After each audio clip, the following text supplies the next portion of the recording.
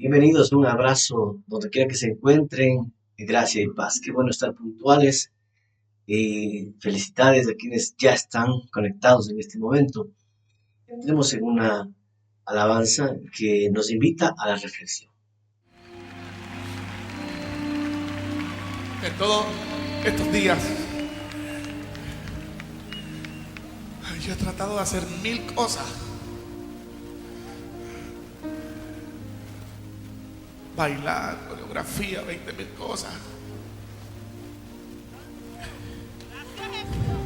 Solo pensando en que la iglesia tiene que cambiar.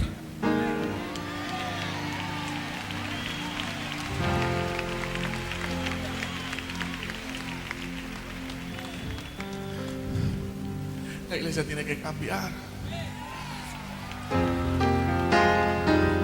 Porque son cambios que el mundo necesita. Y quien garantiza esos cambios se llama Jehová de los ejércitos. Yo sé que hay aquí gente de los medios de comunicación y demás.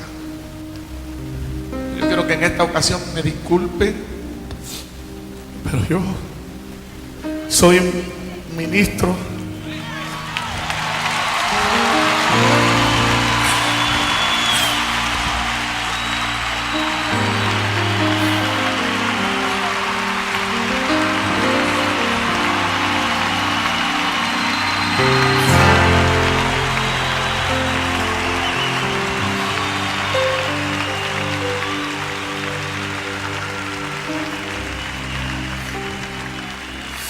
y toda plataforma que el Señor me permita pararme, quiero honrar el nombre del Señor. Mi trabajo es por la gente. Yo trabajo para la gente, porque si trabajo para ti, para bendecirte, estoy bendiciendo el nombre del Señor. Yo quiero que le digas al que está a tu lado: procura ser la iglesia que el Señor quiere. Gracias.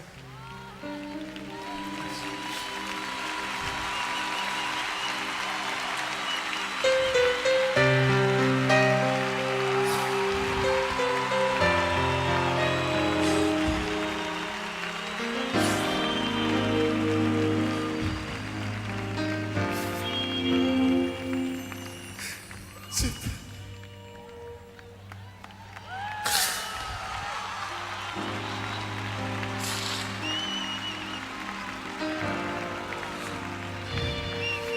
Hace tanto tiempo yo compré una iglesia a precio de sangre entre crudo dolor. Hace tanto tiempo que envié a mi hijo para rescatar lo que se perdió. Hace tanto tiempo que estoy deseando esa humilde entrega de un adorador que solo se postra ante mi presencia y no las ofertas de una posición. Hace tanto tiempo que estoy deseando que muestre mi imagen, que es la del amor, que no se confunda entre tanta gente, que sea distinta solo como yo, que no se divida como suele a veces, entrando en contiendas y en discusión, buscando alcanzar ser más grande que el otro. Si en el universo el grande soy yo. Yo quiero una iglesia que me dé la gloria y procure la unión. Yo quiero una iglesia que sane al herido, que rompa cadenas, liberte al cautivo y aclare la mente al que está confundido y que hable verdad. Yo quiero una iglesia que con su mirada le brinde esperanza al alma angustiada. Yo quiero una iglesia que sane la herida de la humanidad. Yo quiero un rebaño donde mis ovejas se sientan seguras y llenas de paz, donde mi palabra sea su alimento. Allí quiero morar. Esta estará aquí esa iglesia, estará en este lugar esa iglesia. Aleluya. Yo quiero una iglesia que con su alabanza perfume mi trono, me dé ese lugar. Una iglesia que sepa hacer diferencia entre el bien y el mal. ¿Dónde está la iglesia que fue perdonada y que fue librada del castigo atroz? Aquella que al verse alguno ha caído le tiende la mano y perdona su error. Iglesia despierta, ya llegó el momento de tu redención. Yo quiero una iglesia que sane al herido, que rompa cadenas, liberte al cautivo, que aclare la mente al que está confundido y que hable verdad. Yo quiero una iglesia que con su mirada brinde esperanza al alma angustiada. Yo quiero una iglesia.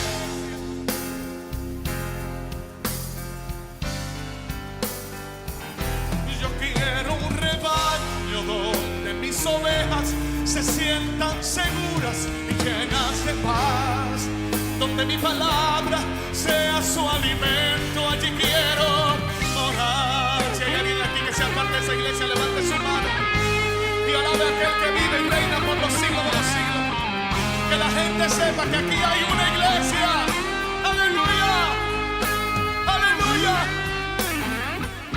Yo quiero una iglesia que sane al herido, que rompa cadenas, liberte al cautivo, que aclare la mente al que está confundido y que hable verdad. Yo quiero una iglesia que con su mirada brinde esperanza al alma angustiada. Yo quiero una iglesia que sane la herida de esta humanidad. Yo quiero un rebaño donde mis ovejas se sientan seguras y llenas de paz, donde mi palabra sea su alimento. Allí quiero morar.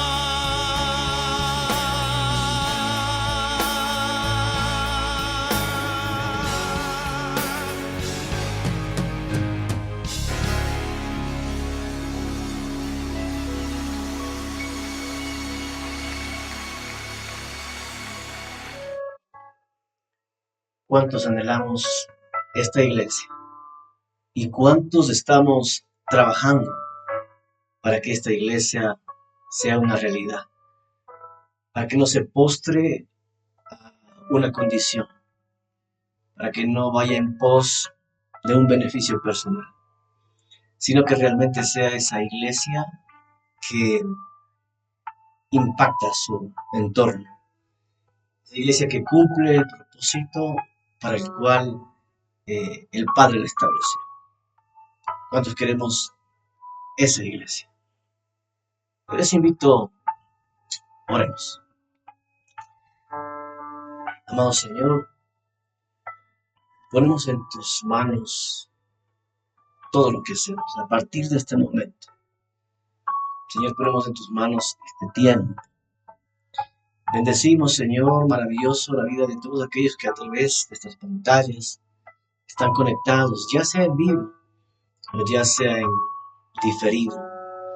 Padre de la gloria, que cada uno de los que se acerque a este espacio de adoración, de formación, de comunión, lo haga, Señor, con un espíritu de búsqueda, con la intención de agradarte, Padre maravilloso, y sobre todo convertirnos en esa iglesia idealista en el propósito del Rey de Reyes y del Señor de Señores. Maravilloso Señor, a quienes tal vez no podemos ver porque están detrás de esta pantalla, detrás de esta transmisión. Te pedimos, Señor, que tu espíritu de gracia y favor inunde sus mentes, sus emociones y sus corazones y puedan empezarse a quitar los velos del ego, los velos del mundo, los velos, Señor, de los problemas, los velos de los anhelos, de las dificultades. Gracias te damos, Señor, porque sabemos que tú lo vas a hacer. Maravilloso Rey, este tiempo lo dedicamos para ti. Ministranos, instruyenos, glorioso Espíritu, hacia toda gracia, hacia toda verdad y hacia todo favor. Señor maravilloso, simplemente te pedimos que seas tú, Señor, seas tú glorificándote en nuestras vidas. Gracias, Señor, por este tiempo especial de alabanza, de adoración, de clamor. En el nombre maravilloso de Jesús. Amén y amén. Permítanme tomar dominio del sonido. Ok, damos gracias a Dios ya por la oportunidad de estar reunidos en este espacio virtual, en esta congregación virtual. Y no le llamamos iglesia porque no lo es. La iglesia está conformada por todos aquellos que hemos creído en el Señor y que anhelamos cumplir su propósito. Como lo vamos a ir viendo en el transcurso de esta enseñanza, que vamos a tratar de que sea súper puntual. ¿Ok? Evidentemente, el tema que vamos a tratar en esta tarde es el ser y hacer de la iglesia. El ser y hacer de la iglesia. Estas dos palabras están completamente ligadas, el ser y el hacer, pero a la vez son, vamos a llamarle así, dependientes o interdependientes la una de la otra. Porque el quehacer diario de la iglesia tiene que estar de la mano de la identidad, de lo que es el ser de la iglesia, de su constitución, de su propósito, de su estructura y de su organismo. ¿Sí? La iglesia es un ente vivo y al ser un ente vivo, obviamente está constituida por una estructura, pero también a la vez está en una funcionalidad a través de su organismo, porque la iglesia no es una organización, la iglesia es un organismo vivo que contiene estructura. Así que ese es el tema en esta tarde, el ser y el hacer de la iglesia. Y para esto quiero invitarles a revisar un texto que se encuentra en el Evangelio de Mateo, en el capítulo 16, el verso 16. Tú eres el Cristo, el Hijo del Dios viviente, afirmó Simón Pedro. Dichoso tú, Simón, hijo de Jonás, le dijo Jesús, porque eso no te lo reveló ningún mortal, sino mi Padre que está en el cielo.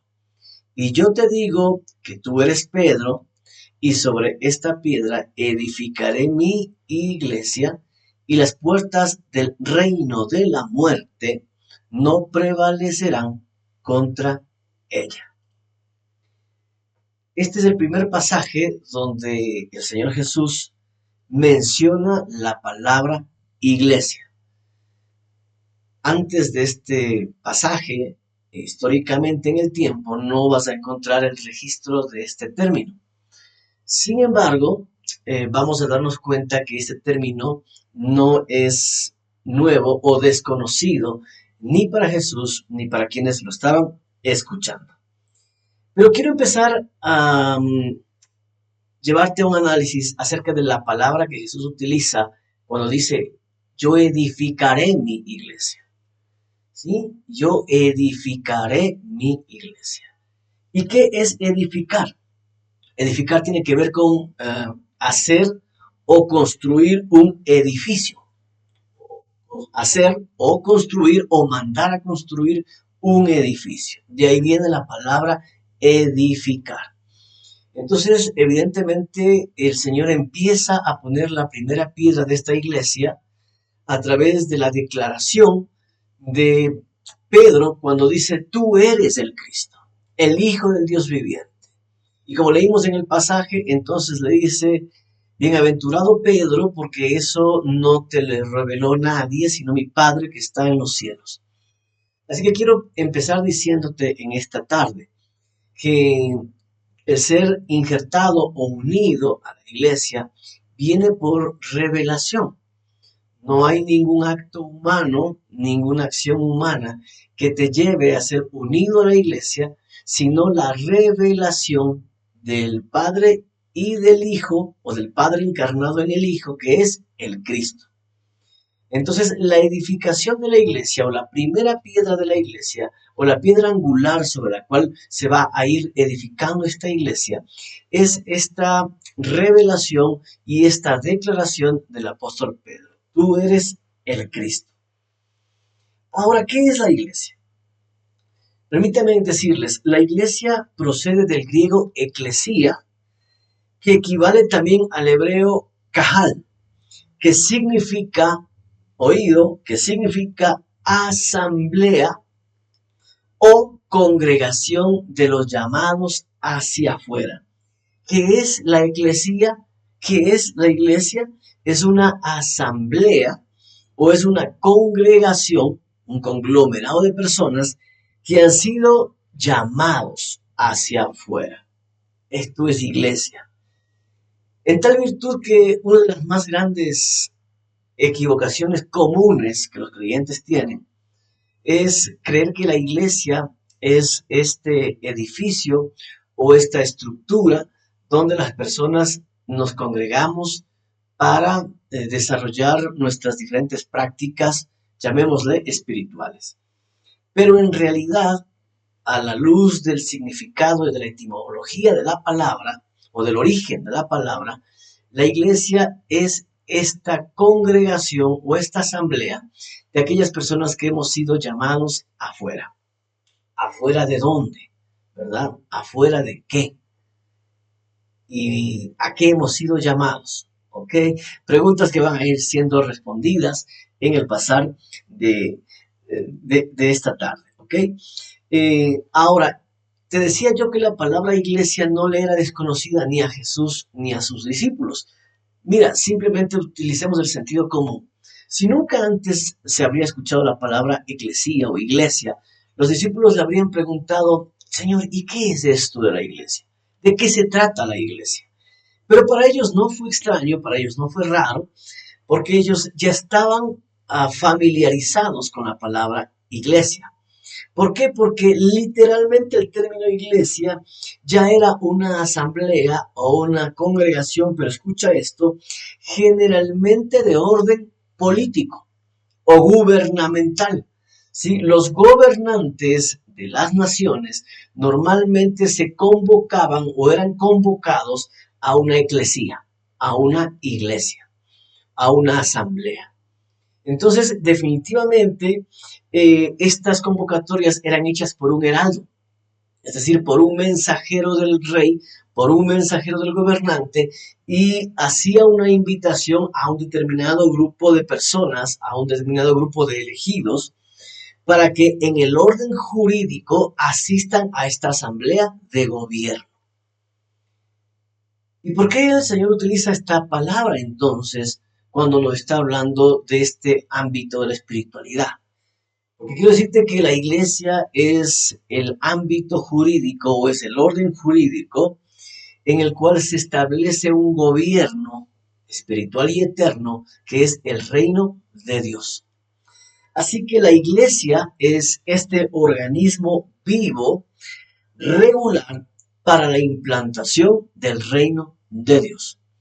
Tú y yo fuimos llamados, tú y yo fuimos elegidos para formar parte de esta asamblea, para formar parte de estos llamados hacia afuera, hacia un nuevo orden jurídico, legal, en la implantación de un nuevo reino, de un nuevo gobierno, que la escritura lo llama el gobierno del reino de Dios. Entonces, definitivamente, en el inicio de esta enseñanza, quiero llevarte a que vayamos rompiendo estos conceptos de voy a la iglesia. No vamos a la iglesia. Nosotros somos la iglesia porque fuimos convocados a esta asamblea de los santos, por así llamarlo, o a esta asamblea de los elegidos, para legislar y gobernar en la implantación legal y jurídica de un nuevo sistema de gobierno que es el reino de los cielos. Esto literalmente es la iglesia. Ahora, en este momento, quiero hacerte una reflexión. Como congregaciones, como denominaciones o como iglesias locales, estaremos cumpliendo este rol de ser el ente jurídico para establecer el reino de los cielos aquí en la tierra? ¿O nos hemos de pronto resumido a un sinnúmero de ritos, a un sinnúmero de ceremonias, a un sinnúmero de reuniones, pero que no está implantando nada en nadie, ni siquiera en nosotros mismos?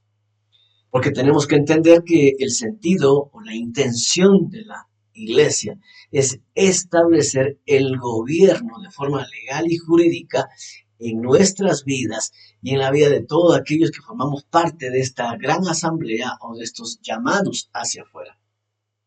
Entonces, interesante, ¿verdad? Interesante entender que esto es iglesia. Por ende, cuando nosotros como iglesia nos reunimos en un lugar, nos reunimos en una congregación, nos reunimos en un auditorio, nos reunimos en un edificio, lo que estamos haciendo es un espacio de legislación y manifestación de este soberano reino en medio de esta tierra. De hecho, por eso el apóstol Pablo en algún momento utilizó el concepto, nosotros somos embajadores de Cristo, ¿no? ¿Cuál es la función de un embajador? Representar a un gobierno en un territorio ajeno. ¿Cuál es el territorio ajeno, no? Este planeta, este bello planeta Tierra, al cual debemos amar, proteger y cuidar, pero que está gobernado por un sistema.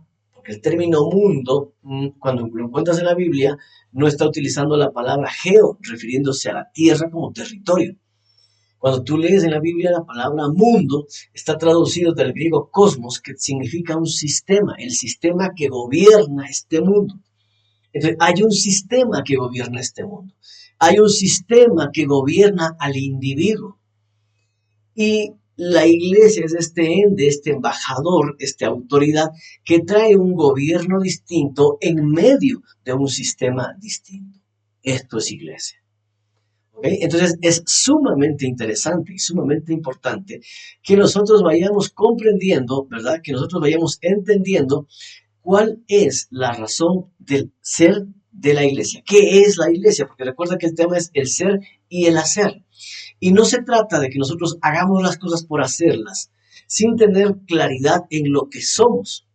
El punto de partida es saber quiénes somos para poder ejecutar correctamente lo que hacemos.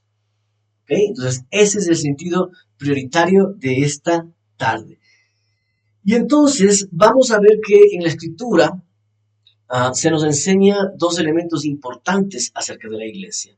Número uno, lo que tiene que ver la iglesia como la edificación de un edificio, hace la comparación de la iglesia como la edificación de un edificio, pero también hay una segunda comparación de la iglesia como el cuerpo humano. Cuando nosotros estudiamos la iglesia desde el perfil de la edificación de un edificio, estamos aprendiendo la estructura de la iglesia. Más cuando nosotros hacemos la comparación con el cuerpo humano, nosotros estamos estudiando la funcionalidad orgánica y natural de la iglesia. Por ende, entonces, la iglesia tiene una estructura que ordena este organismo vivo. Eso es la iglesia. Así que vamos a irnos de alguna otra manera empoderando de esto para salir de este concepto de limitarle la iglesia a un edificio. Vamos a ver un pasaje. Se encuentra allí en la carta de Pablo a los Efesios, en el capítulo 2, el versículo 20, que dice lo siguiente: edificados sobre el fundamento de los apóstoles y los profetas, siendo Cristo Jesús mismo la piedra angular. En él, Cristo, todo el edificio bien armado se va levantando para llegar a ser un templo santo en el Señor. y en él también, Cristo, ustedes son edificados juntamente para ser morada de Dios por su Espíritu. Quiero decirles que lo primero que tenemos que entender es que la iglesia, parte de lo que dice aquí el apóstol Pablo, de un fundamento apostólico y profético. Voy a explicarte el profético. El profético es aquel fundamento desde el antiguo pacto, desde la ley, que venía anunciando y profetizando a través de todos los profetas del Antiguo Testamento, del Antiguo Pacto, la venida del Dios hecho hombre, la venida del Hijo de Dios para establecer un nuevo gobierno de justicia, de amor y de equidad. Entonces, ¿por qué la iglesia tiene un fundamento profético? Porque todo lo que tú puedes ver en el Antiguo Testamento apunta hacia el advenimiento de este Cristo y el establecimiento de su gobierno. Ese es el fundamento profético de la iglesia. Pero también dice la Escritura que tiene un fundamento apostólico. Y esto es importante, porque ¿cuál es la función del apóstol?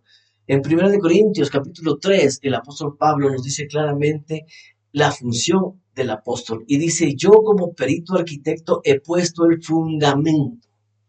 ¿Sí? Si lo queremos llevar a un ejemplo sencillo, si tú vas a construir un edificio, si tú vas a construir un hotel, vamos a poner el ejemplo. El primer profesional, no el único, pero el primer profesional que tú tienes que contratar para llevar a cabo esta edificación es el arquitecto. Porque el arquitecto es el que va a captar tu idea, va a captar la intención del edificio que quieres construir y le va a llevar al plano, le va a dar un diseño, le va a dar unas medidas. Y en esas medidas, en ese diseño, es que se va a levantar toda esta estructura. Entonces, el fundamento apostólico es la implantación del orden, de la organización, de la estructura y de la funcionalidad de la iglesia. Ese es el orden apostólico. Porque hoy, de alguna u otra manera, cuando nosotros visitamos diferentes congregaciones, vemos que hay diferentes formas de práctica, diferentes formas de criterio. Unos piensan de una manera, otros piensan de otra manera, unos dicen una cosa, otros dicen otra cosa. Y al final cada uno de ellos, pues obviamente se cree tener la única verdad, la única razón. Esto es a causa de la falta de un fundamento apostólico. Entonces es sumamente importante que entendamos que en la edificación correcta de la iglesia aparece el fundamento apostólico. No podemos edificar la iglesia bajo ningún otro diseño, bajo ningún otro plano que no sea el fundamento apostólico. Esto lo iremos ampliando, pero quiero dejarte eso en el concepto. Entonces, mira lo importante de entender que este organismo vivo llamado iglesia tiene un fundamento, número 1, apostólico y número 2, profético. Entonces, esto es el primer elemento de afirmación que nosotros debemos conocer para saber que estamos en la edificación correcta y en el lugar correcto. ¿Okay? Lo segundo que hemos visto en este pasaje es que Cristo es la piedra angular y esto es muy importante. Note que el apóstol Pablo establece el fundamento en Cristo. ¿Qué significa esto? Que antes de Cristo, todo lo demás, como dice el libro de Hebreos, era una sombra, pero que a partir de Cristo se establecía una realidad, un fundamento real que podía soportar el peso de la iglesia.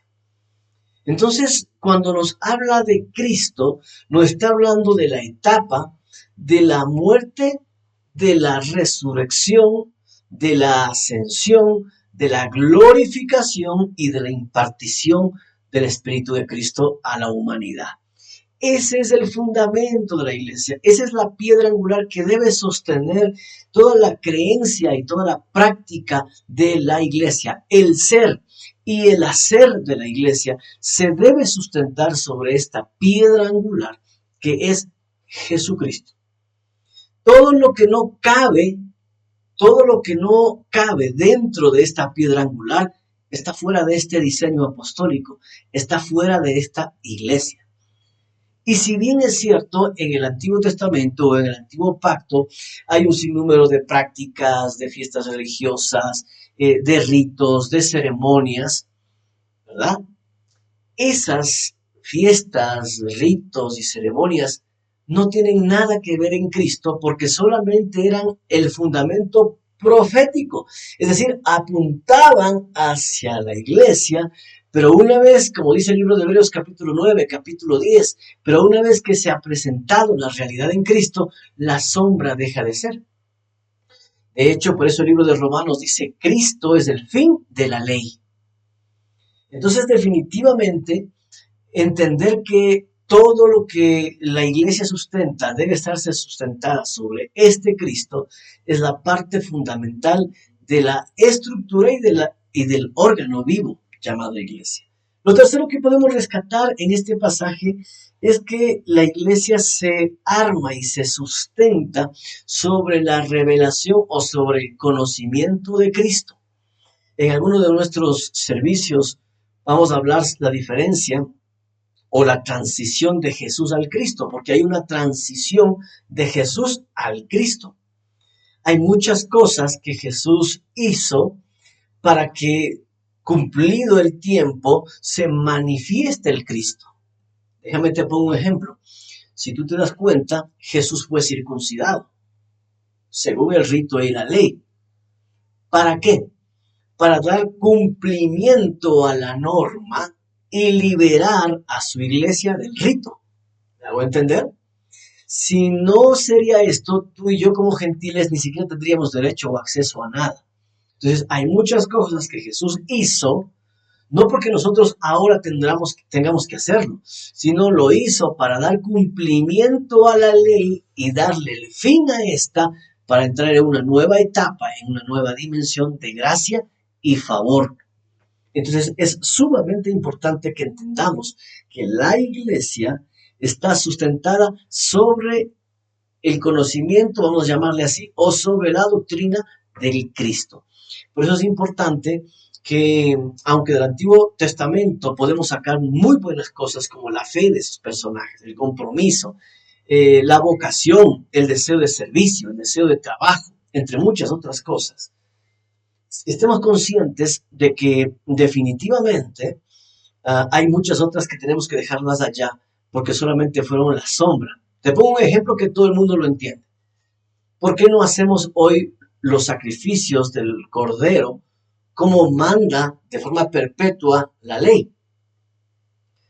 Porque ese Cordero era solamente una sombra que había de estar vigente hasta que se manifestase el verdadero.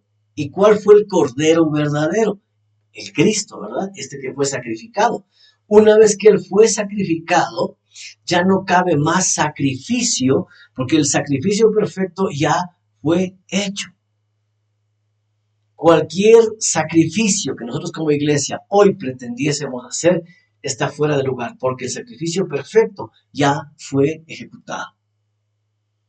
Entonces, en este orden de ideas, es importante que entendamos entonces que la iglesia se arma y se sustenta sobre este conocimiento, sobre esta revelación de este Cristo maravilloso de gloria. Vamos a ver otro pasaje. Les invito a ver otro pasaje en Primera de Pedro, capítulo 2, versículo 4, que dice lo siguiente.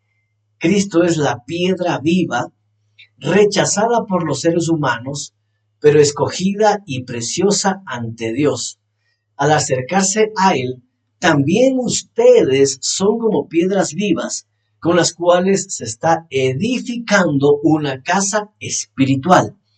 De este modo, llegan a ser un sacerdocio santo para ofrecer sacrificios espirituales que Dios acepta por medio de Jesucristo. Entonces, oído con esto, ¿ok? Oído con esto. Cristo es la piedra angular, pero está viva. ¿Okay? Cristo es la piedra angular que sostiene todo, pero está viva esta piedra. ¿Qué significa eso? Que sigue fluyendo. La vida del Cristo sigue fluyendo, sosteniendo y ministrando todo el edificio. Este edificio se sostiene sobre el fluir del Cristo. Y el fluir del Cristo es el amor. El fluir del Cristo es el amor. Hay una gran diferencia entre la letra muerta y la piedra viva. La letra muerta son los 660 y pico de mandamientos que establecieron los sacerdocios del judaísmo. De 10 mandamientos se convirtieron en 660 y picos, uniendo tradiciones y costumbres que el pueblo sí o sí por obligación tenía que cumplir, porque si no los cumplía, irremediablemente moría. Sin embargo, nadie podía cumplirlos. Esto hace que se conviertan entonces en una ley de piedra muerta. Pero Jesucristo se convierte en la piedra viva. Es decir, que no solamente sostiene el edificio, sino que además le da vida, fluye en este amor y en esta gracia, para que, como dice Pablo, tú y yo estemos justificados, estemos sin culpa delante de Él, y además su amor nos capacite, nos ayude a seguir creciendo y a seguir desarrollándonos en esta gracia y en esta justicia. Así que Cristo es esta piedra viva sobre la cual se edifica la iglesia. Lo segundo que dice es, también ustedes, versículo 5, también ustedes son como piedras vivas. Entonces, la iglesia no es el edificio al cual nos reunimos y que se ha armado con bloque tras bloque o ladrillo tras ladrillo. Esa no es la iglesia de Dios. De hecho, recuerda cuál fue la causa por la cual el primer apóstol sacrificado, que si no estoy mal, fue Esteban, murió. ¿Cuál fue la causa? La causa fue que él les dijo, hermanos judíos, ¿acaso no recuerdan que Dios dijo que Él no habita en templos hechos de manos de hombres? Y dice el texto en Hechos de los Apóstoles que rechinaron los dientes y lo apedrearon hasta la muerte. ¿Y acaso no recuerdan ustedes cuál fue la causa por la cual Jesucristo mismo fue juzgado y sentenciado? ¿Cuál fue la causa? La causa fue que Jesús dijo, yo destruiré el templo en 3 días y en 3 días lo volveré a levantar. Y los judíos se enardecieron porque la fe de ellos se fundamentaba en la construcción de este templo físico. Sin embargo, Jesús no se refería a eso, se refería a su propio cuerpo como el templo donde habita el Espíritu Santo y la presencia de Dios. Entonces, definitivamente, Jesucristo es la piedra viva, pero que da vida también a las demás piedras que se levantan sobre este fundamento y forman la eclesía o forman la iglesia. Así que en la perspectiva del Nuevo Testamento, en la perspectiva del Nuevo Pacto, en el fundamento jurídico y apostólico y profético de la iglesia, tú y yo nos convertimos en esas piedras vivas que hemos recibido vida de la piedra angular y que nos vamos levantando, ¿sí?, hasta cumplir el propósito del Cristo. Dice el versículo 5, también ustedes son como piedras vivas con las cuales se está edificando una casa espiritual. El edificio, la iglesia o la casa espiritual del Señor no es ningún lugar que se plante aquí sobre la tierra, es nuestro cuerpo, el cual ha recibido esta vida del Espíritu. Así que la iglesia, mira entonces, la iglesia es el edificio que está formado por las piedras vivas, cada uno de nosotros, pero también es esta casa espiritual que se va levantando, como dice ahí, para elaborar y manifestar un sacerdocio santo donde se ofrezcan verdaderos sacrificios espirituales aceptados por el Padre a través del Hijo.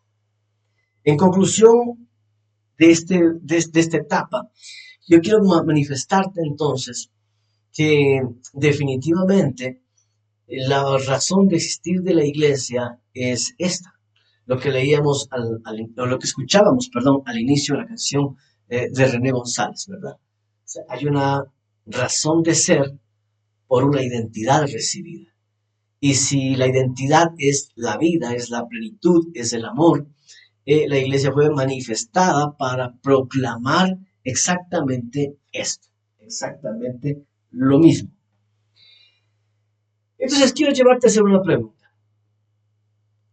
¿Cuál debe ser el motor o la motivación que impulsa nuestra congregación local o nuestra iglesia local?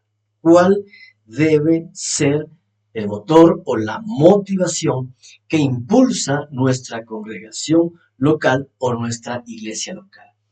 Es decir, ¿por qué hacemos lo que hacemos? ¿Qué es lo que nos motiva como congregación local o como grupo de asamblea local o como iglesia local? ¿Qué es lo que nos motiva a hacer lo que hacemos? Quiero que evalúes por un momento qué es lo que nos lleva a hacer lo que hacemos.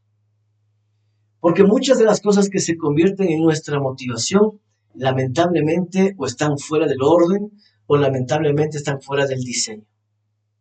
Y esto es muy complicado. Y una de las motivaciones equivocadas es la tradición. Sostente, por favor. La tradición. Junto a mi esposa y mi familia, mi esposa sí lo decidió, mis hijos no, pero junto a nuestra familia, nosotros ministramos por más de 20 y pico de años en una organización cristiana. Y en alguna de esas tantas reuniones, ¿sí?, se increpaba algún tema sobre el fundamento apostólico.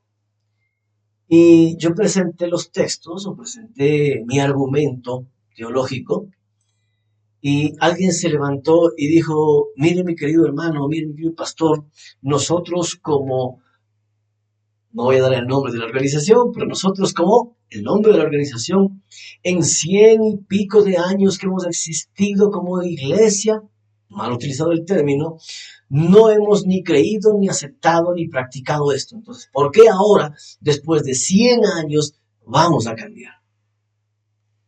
¿Saben por qué? Porque es una piedra viva y porque es un organismo vivo. Y porque los organismos vivos, una de las características es que se adaptan al tiempo y se adaptan al entorno. Por supuesto que no estoy diciendo quebrantar los fundamentos bíblicos. Por supuesto que no estoy diciendo cambiar la base bíblica, pero sí adaptarnos al entorno. Entonces es un gran error pensar que lo que debe motivar nuestra iglesia, que la razón de ser de nuestra congregación local, ministerio u organización, es la tradición que venimos manteniendo durante los últimos 100 y pico de años. Eso que creen muchos, que es el orgullo y la razón de su existencia, es su gran equivocación. Y esta tradición es la que muchas veces les saca del fundamento, les quita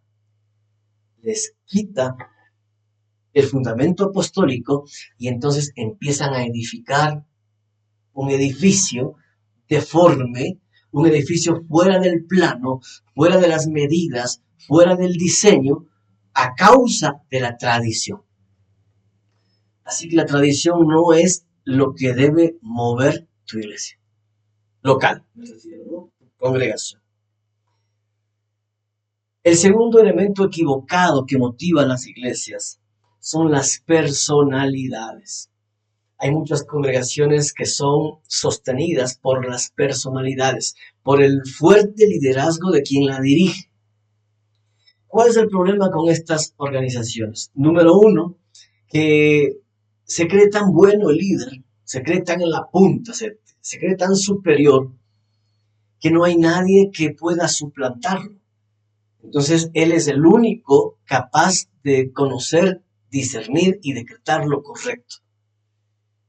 Y esto da paso al enseñoreamiento, esto da paso a que en las congregaciones locales se levanten papas, como en el catolicismo romano, y esto da lugar, lamentablemente, a que pues personas que tienen un llamado auténtico y que tienen un ministerio auténtico nunca logren desarrollar sus dones porque nadie puede estar por encima de este ungido o de este elegido, porque definitivamente es su personalidad y su fuerte liderazgo el que sostiene todo.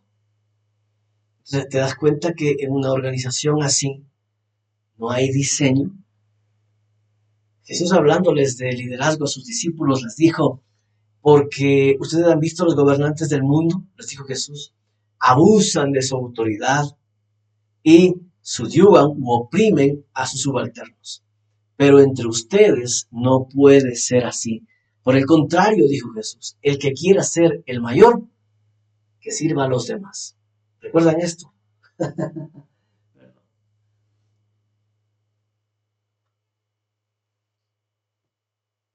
Entonces, si es el liderazgo fuerte de alguien, lamentablemente quiero decirte que están fuera de diseño y que esa no es la edificación correcta de la iglesia de Jesucristo. Hablando de esto, Pablo en el capítulo 3 de Primera de Corintios dijo: ¿quién es Pablo y quién es Apolos? Hemos sido simplemente servidores de la obra de Dios. Yo sembré, Apolos regó, pero el crecimiento lo da Dios. Así que el que siembra y el que riega están exactamente al mismo nivel, aunque cada uno recibirá según el trabajo que haya realizado. En la iglesia no hay jerarquías, en la iglesia no hay pirámides, porque no es una organización, no es una empresa. En la iglesia hay diferentes sistemas y órganos que funcionan de forma paralela para que el cuerpo se manifieste. Así que el liderazgo fuerte de las personalidades es una motivación equivocada de la iglesia. Y es triste cuando alguien dice: no, yo sigo a Pablo, yo sigo a Apolos. Y es más triste cuando alguien dice: no, es que si se va el líder o si se va el pastor, o yo tendría que cambiarme de ciudad a otra, no sé qué sería de mí. Y esto también está sentado por el liderazgo fuerte de las congregaciones, ¿no? Hermano, no, usted no puede salir de la iglesia, porque si usted sale de la iglesia le caen las 10,000 maldiciones.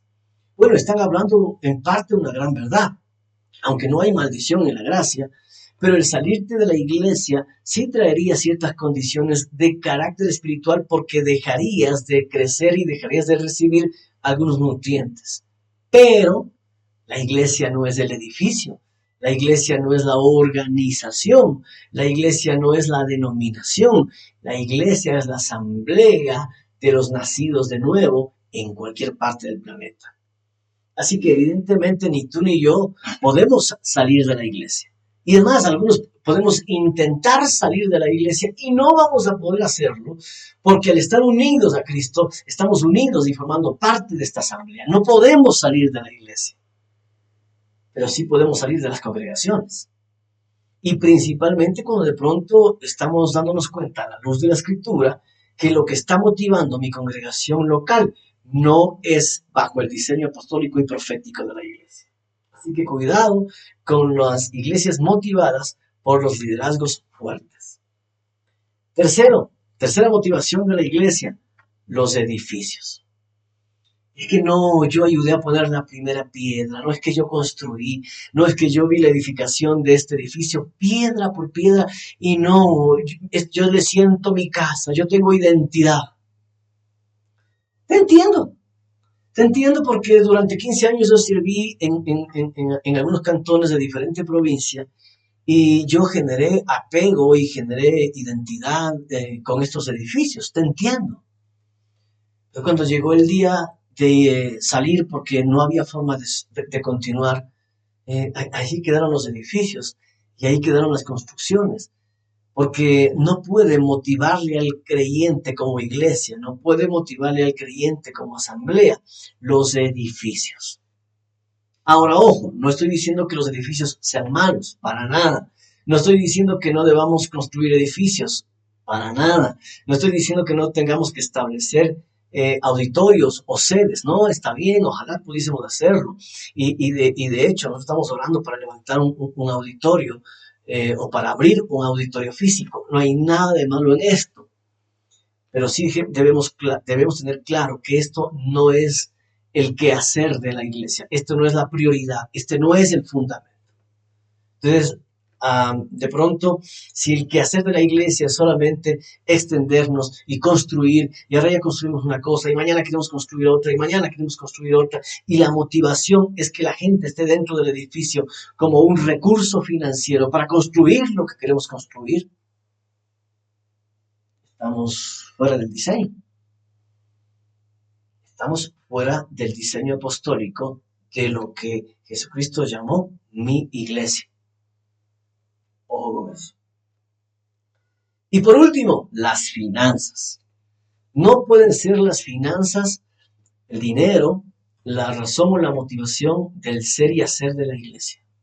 Vamos a estar claros, el dinero se necesita para todo. ¿Okay? El dinero se necesita para todo. Para que en este momento tú estés compartiendo conmigo este espacio, hay una inversión de dinero.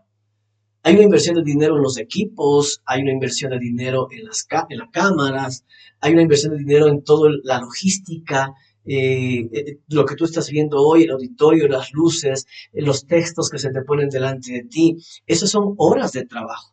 De hecho, la enseñanza que yo estoy fundamentando en la Biblia y que hoy te la estoy transmitiendo, a mí me llevó varias horas de trabajo.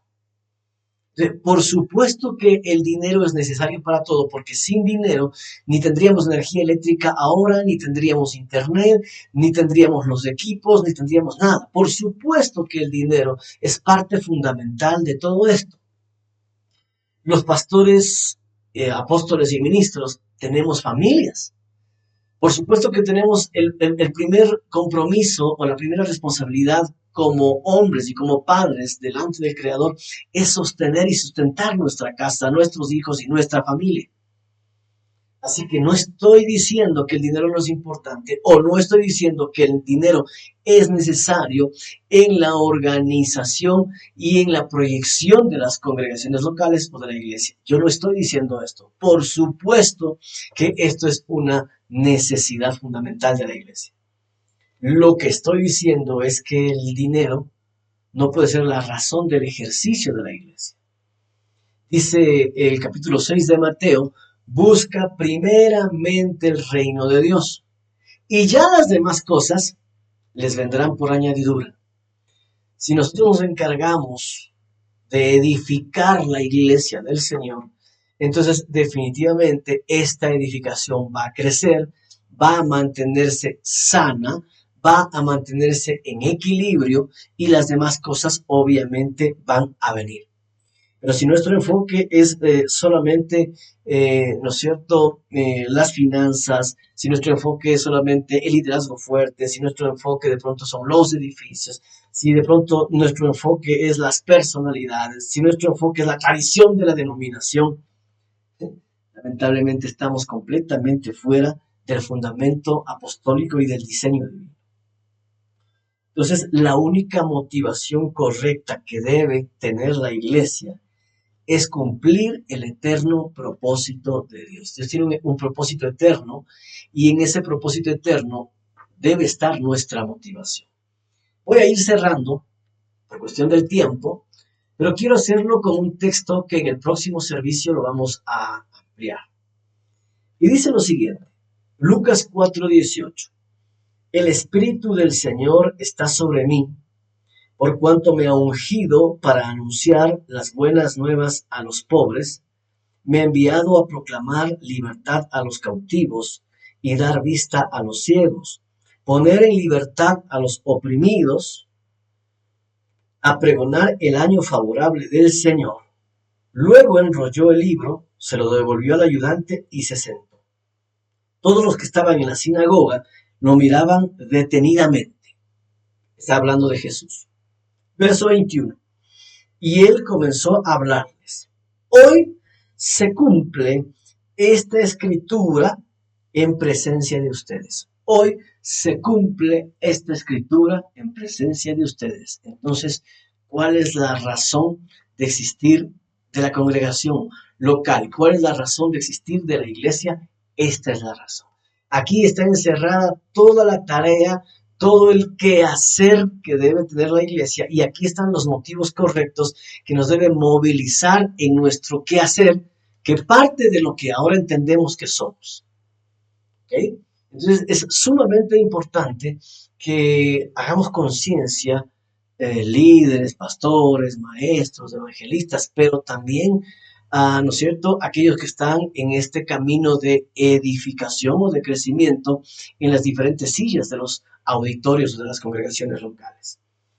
Porque muchas veces el temor, muchas veces el desconocimiento y muchas veces también, a veces temo y me da pena decirlo esto, pero a veces también la manipulación hace que las personas estén en X lugares subyugadas a un sinnúmero de situaciones, subyugadas a un sinnúmero de cosas que nada tienen que ver con el plan de Dios, que nada tienen que ver con la organización divina. Así que, ¿qué es lo que está motivando tu congregación local y cuál es tu funcionalidad como iglesia dentro de esta gran asamblea? Esto es sumamente importante que tú y yo lo vayamos entendiendo, ¿de acuerdo? Así que, nada, lo dicho, quiero terminar este tiempo dándote gracias por haber asistido a este primer culto en línea, el cual pues vamos a tratar de hacerlo todas las semanas si a ustedes así les parece bien. Estamos también con un pequeño grupo de discipulado ya presencial. Así que si a alguien le encantaría o buscaría unirse al diseño apostólico en la edificación de la iglesia, pues contáctenos por interno, que con gusto podemos participarle de esto, si está usted en la ciudad de Quito, obviamente. Si usted está fuera de Quito, pues obviamente contáctenos también, que buscaremos la forma de edificarlo, pues donde quiera que usted se encuentre. ¿De acuerdo? Entonces, eso muy importante.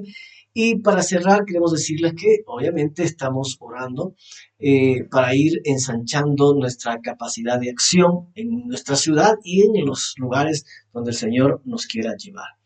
Así que en esta idea, en esa estructura, en esa idea, pues si tú tienes en tu corazón, ¿verdad?, establecer una ofrenda en pos de que este mensaje se amplíe, si en tu corazón te nace hacer una ofrenda, para nosotros poder ir haciendo un capital, un valor y poder establecer este auditorio y también poder hacer programas para poder llegar a quienes están fuera de la ciudad, pues nada, simplemente tu ofrenda es bienvenida, ponte en contacto con nosotros, ¿verdad? Y te guiaremos cómo hacerla de la forma adecuada.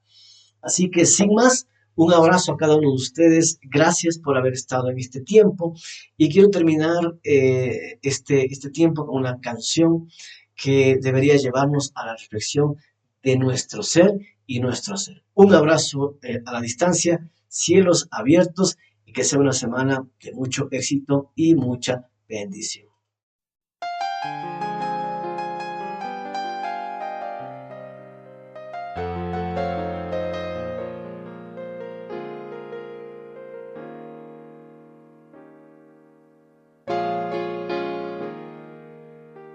Antes les llamaban nazarenos, después cristianos.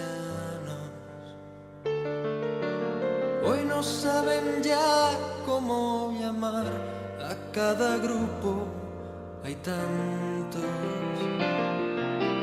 Antes al mirarles se decían, ved cómo se aman.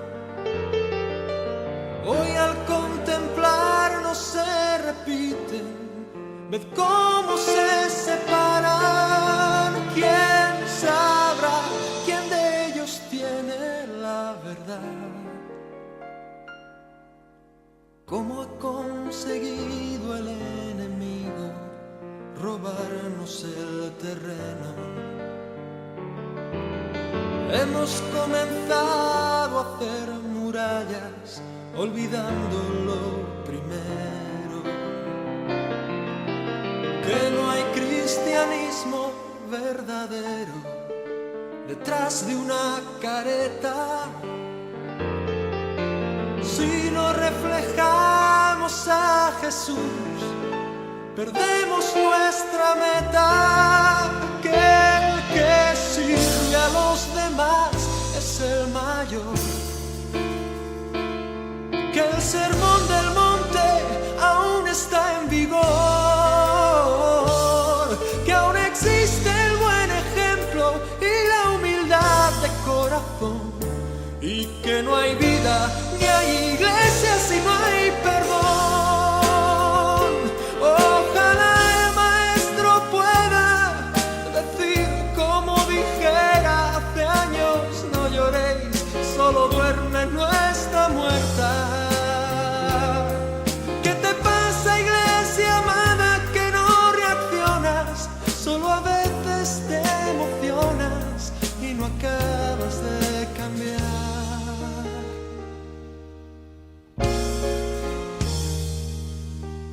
Antes tenían todo en común y oraban en la noche.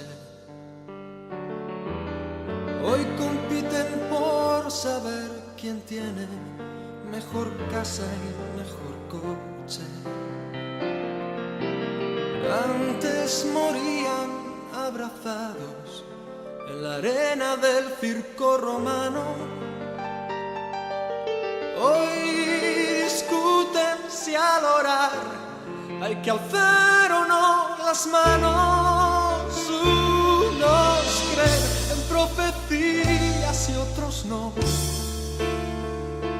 Unos predican la fe y otros el amor. Uno habla en lenguas y otro presume de virtud. Y el mundo muere, muere, muere sin ver la luz. Ojalá el maestro pueda decir como dijera hace años: no lloréis, solo duerme, no está muerta. ¿Qué te pasa, iglesia amada, que no reaccionas? Solo a veces te emocionas y no acabas de cambiar. Jesús se levantó de la muerte. ¿Y acaso a ti no